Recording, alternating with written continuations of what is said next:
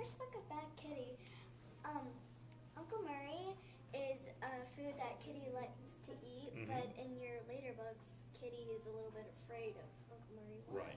Oh, that's an interesting question. Well, first, I guess I have to answer that by explaining why Uncle Murray exists in the first place. And when I was writing the original Bad Kitty, I was having a lot of trouble with the letter U in that animals and food section where Kitty the foods that Kitty likes to eat. You know, you could put unicorn in there. Yeah, but unicorns aren't real, and I wanted to have at least some kind of foothold of reality in this book also. And I couldn't think of a kind of food then, you know, sort of, you know, like the assortment of anchovies, buffalo burritos, that sort of thing. So when I was thinking about this, I thought, I think it'd be kind of a funny gag, just a throwaway gag, to have Uncle somebody.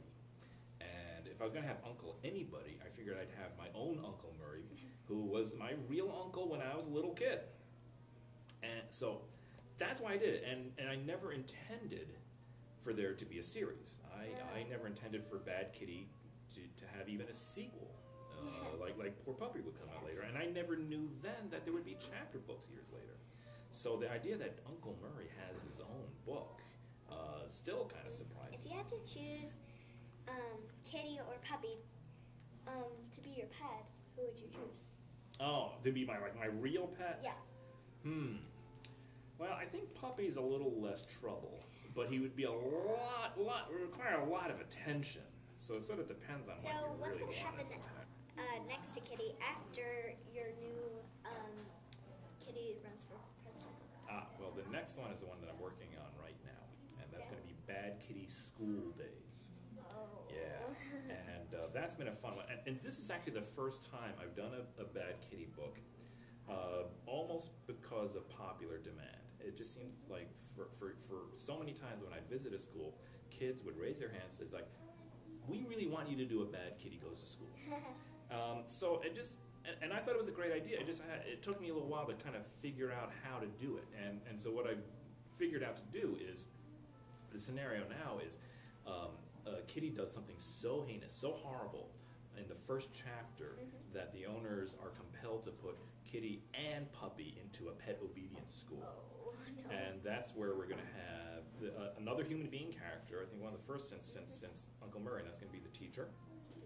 And then there are going to be two more new characters, two pets who are, of course, there because of their own particular malfunction.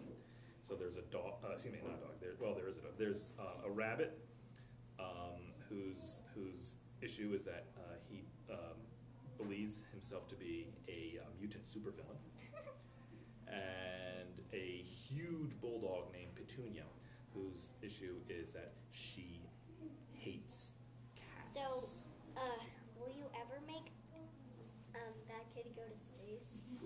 It's so funny. I've been, you know, when I visit schools, I visited all these schools this morning.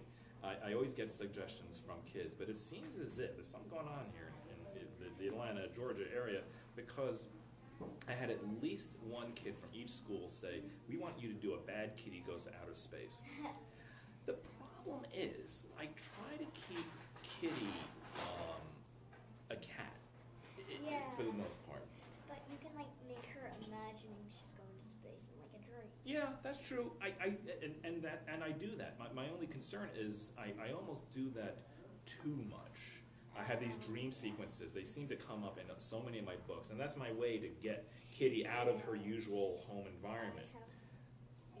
Yeah, a lot of dream sequences. Would you vote for Kitty or Puppy to, would you vote for Kitty or Puppy if they both ran for president? Oh my gosh! Wow. I don't know. You know what? I think Kitty in the long run, and you'll see why, would be a very dangerous leader. Yes, I agree. But Puppy be a particularly inept or able leader? I don't know. Why did you add Puppy to your books? Oh, you know, Puppy came along because I had to find a good ending for the original Bad Kitty. I just thought it would be too dull a book if I ended it, and now she was a good kitty. The end. Yeah, because that's like almost every book. Yeah, exactly. It would just be a dull ending. I needed her to be a bad kitty again. Yeah.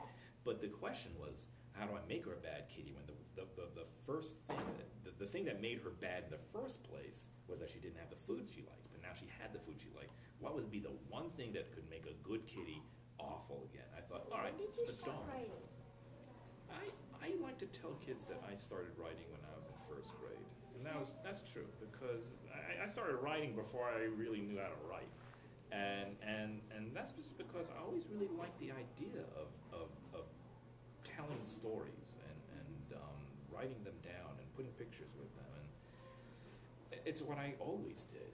I can't remember a time when I didn't want to sit down and write a story of some sort. It just gave me real pleasure. I mean, before doing what I do now, I wanted to be a cartoonist. And when I was a kid, I thought the best job in the world was held by those guys who had a comic strip in the newspaper, because those are like little stories. I mean, what a great job to be able to write a little story that appears in a newspaper every single day for people to read. So Okay. Well, that's it for now. that's it.